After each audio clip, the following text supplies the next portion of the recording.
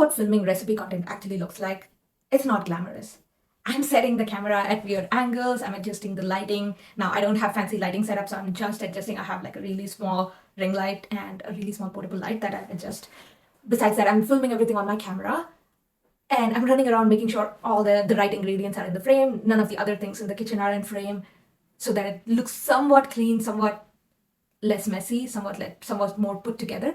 Not to show that I'm trying to film something that looks perfect, but the goal of these recipe videos really is to minimize overstimulation and to show just what you need to see. So if I have a lot of other kitchen gadgets and equipments on the side, it can be a little distracting.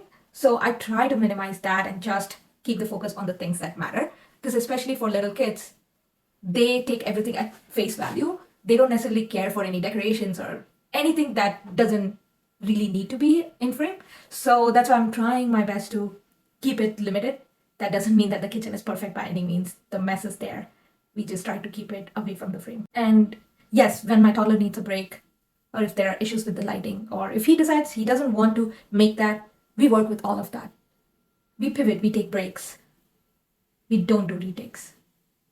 This is the work that nobody sees, but it's the work that creates the content that families would actually use. The real, messy, imperfect, and honest content. If you've ever felt overwhelmed trying to cook with your toddler, this is the real footage of a toddler making real food. With all the mess, the mistakes, all of it. We're not doing retakes because I just don't think that's realistic with kids. They are not going to ask for retakes. Now, they would probably ask for redos, or you can ask them, no, you can try it again, especially when it comes to cracking eggs or chopping something, maybe something fell down. You can always do some redos there. But in terms of the video itself, I'm not doing any retakes. So whatever you see is what happened there. We are not cutting anything. We are not showing anything that's extra. So this is literally all of it. This is my invitation for you. When you see another toddler do it, you do realize that, oh, maybe my kid can do it too.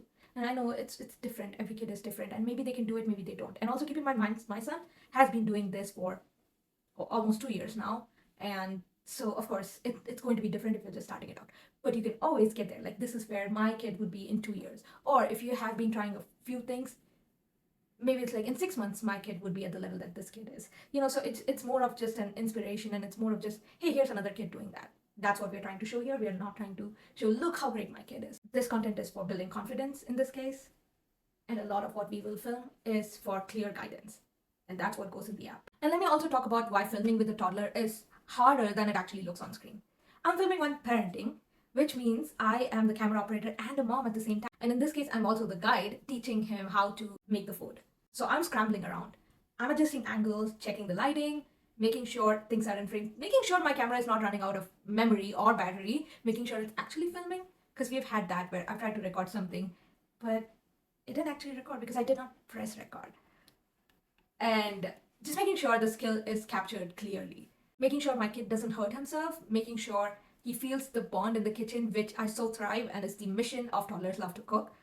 And he gets the help that he needs when he needs it, and following his lead when he loses interest or when he wants to pivot from the original recipe. It's a balance between getting good content and actually letting him cook. And honestly, some days I get great footage, other days I get nothing. And that's okay. That's the reality of filming with toddlers, which is also why I made the decision of recording most of the teaching content by myself. But whenever I get a chance, I do want to cook with my kid and show it to you. A lot of the recipes that I share are things that I've made with him. At this point, I do know that I don't want that to limit it because I know some kids are more capable than he is. So I want to highlight recipes that others can do even beyond what my son is capable of or what he shows that he can do. This is one of the reasons why I started building in public, to show you the behind the scenes, the struggles, the challenges that I have. Here's what I'm working on between now and there's an upcoming deadline. There's an announcement to be made soon. More on that, but I do need to do a lot of things between now and then. February is going to be a crucial time period for this, and so here's what I'm doing. Filming more recipes, building the app to house all of this content. There's so much logic that goes into it. I'm glad for my tech background. I'm glad that I'm able to do a lot of it, but I'm also glad to learn on the go. Getting everything ready for February is a lot. Right now is the groundwork.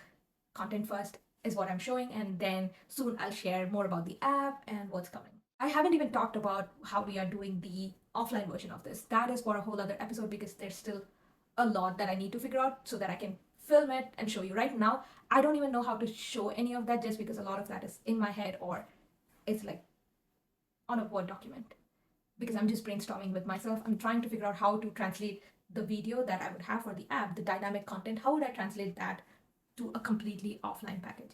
So I'm trying to figure out the right way to do that so that the value is not lost if you choose a completely offline option and you get something that's just as incredible. I would like to know what you want to see for next week. I could show you the app and the work in progress so far.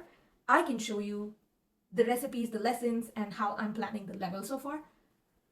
Option 3 could be to show you and talk to you more about the offline model and where I've landed so far. Maybe that could be an opportunity for me to ask you some feedback, some inputs on how you might want to see that.